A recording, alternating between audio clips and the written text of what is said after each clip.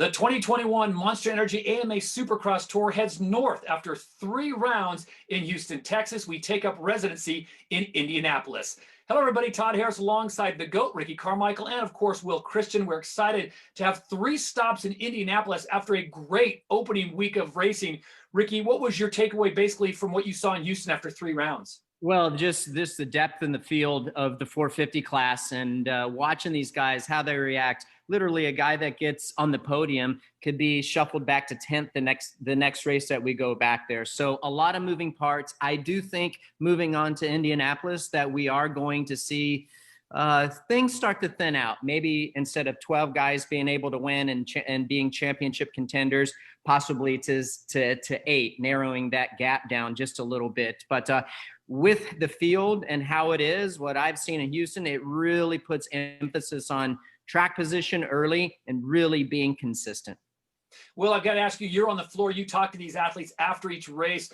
What's the mental mindset? It was 3 races in literally 7 days. So how do you think these guys are feeling as they make the turn? They get 6 days off and then they're back at it. It's interesting you should ask, Todd, because I've been wondering, what they really feel about it, right? At first, everyone's enthusiastic to race, but how do you really feel about it now you're in it? And it definitely shifted throughout our residency, through those 3 rounds. At first, it was, I love this racing format. We usually race Saturday, take Sunday, maybe Monday off, and we're back on the track on Tuesday. So we're racing, and there was this big enthusiasm. And by the end of the week there, that had waned a little bit, I think it was just, you could see it was maybe just starting to wear on the guys a bit. And there was a few comments of, yeah, I'm ready to get this one done and go home, enthusiasm, but just tamed down a little bit. And I think that this break has probably been really good for them, and obviously mentally, physically take that break. And Ricky, this is a very different one, isn't it, too, now? Because those guys, there was a lot of guesswork coming into, round 1 as there usually is, but it was guesswork kind of through 3 rounds because the guys were on track a little bit on some local tracks here in Houston, but most of them kind of said, really, it was tinkering here and there. There was no going to the test track and testing. And now, Ricky, they've got that break, haven't they, to be able to do that? So I'm kind of curious as to how that will change their mindset too. Yeah, no doubt. Certainly, Todd and Will, they're going to be able to have somewhat normalcy. So you got a Saturday to Saturday break. They'll be able to go home and kind of get in their groove and practice on a track that they've been practicing on a lot of the off season. I'm guessing that some of the crew and technicians have probably gone to these guys' facilities to tweak some things. You could definitely hear that they made some big gains from the first Houston to the 3rd Houston. But I still think there's some riders out there, especially you talk like Adam Cianciarulo, Cooper Webb, that didn't get the time that they felt like they needed in the offseason. This will be a good week for them to kind of close that gap of where they need to be on bike setup. So I expect more out of them this weekend. All right, so the big story really coming out of Houston 3, and if you guys disagree, please tell me, but the Ken Roczen situation. He's docked the points in round 2, and then in round 3, it looks like, payback's going to be sweet. He's going to get the win. We got a lapper issue, and he gets it. But the silver lining is Ken Roczen does come out of Houston with the points lead, 60 points ahead of Justin Barcia and Cooper Webb. So, Ricky, is Ken the kind of guy that can put all that drama behind him now and say, okay, we're starting fresh in Indy? Well, it surely seems like he has been able to this year. And you talk to him, and he's been pretty vocal about it, that he's worked on himself, maybe away from the track and, working with the mental coach. And I love when guys are willing to reveal that information. Some people like to keep that private. We've heard Colt Nichols talk about that in the past, Will. It seems and appears to be at this moment that Ken has been able to sort that side of things out of his program and be able to apply it to the track. And that's part of trying to be a Monster Energy Supercross champion. Not only do you have to be good on the motorcycle, it's off the bike too. You got to be mentally sound and not really get wrapped up in the axle of what happened with Dean Wilson. Hey, it is what it is. They've squashed it. Not that there ever was anything really to squash other than Dean didn't get out of the way, but they're buddies. They move on, and I think everyone will be better because of it. Will, for you firsthand, you were there and you saw Ken Roczen's, the expression on his face, there was exasperation, but to Ricky's point, it looks like he's a more mature, advanced Ken Roczen, the way he handled that.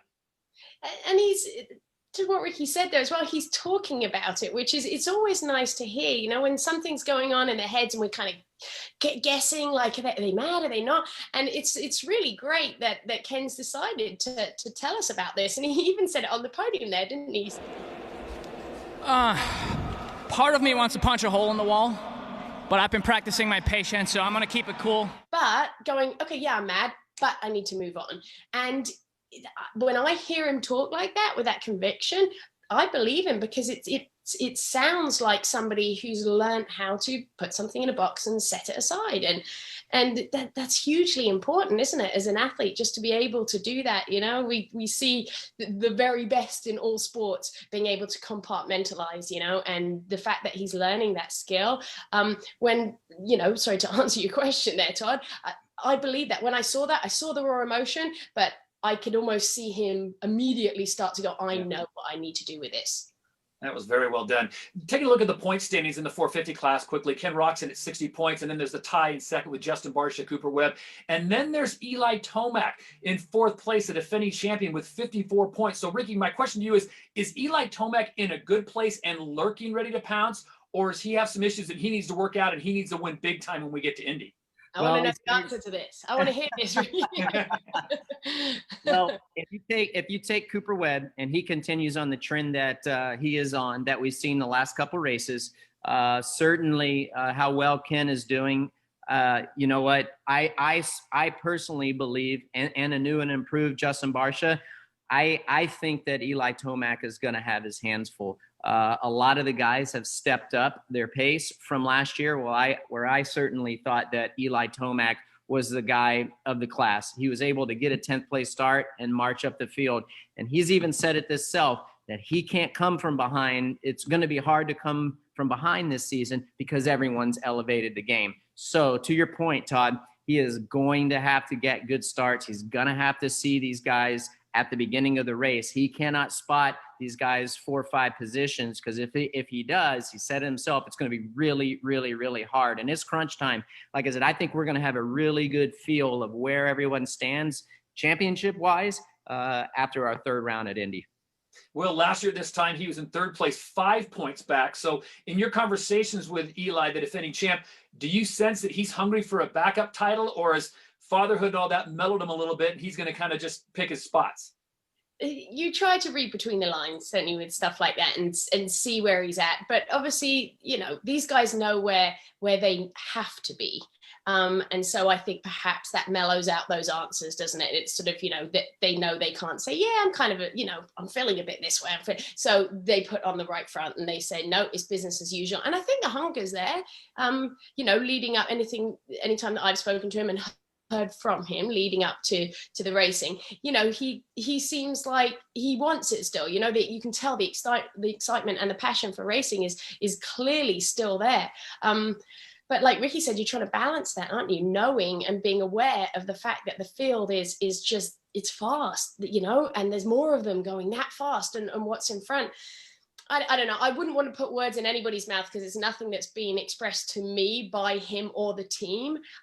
It's more, if you speak to Monster Energy Kawasaki, them will tell you this is just about, the usual things, right? Making bike changes. We heard he kind of changes shots out there between Tuesday and Saturday in Houston, and adjusting to that, finding the comfort level. And with Eli Tomac, he will openly say it's all about comfort for him. He said it in the past, and if he doesn't have that, he's not able to sort of find that mode that we know he's been capable of in the past. So maybe he's not quite there yet. I'll check in with him again this week and see how the testing's gone.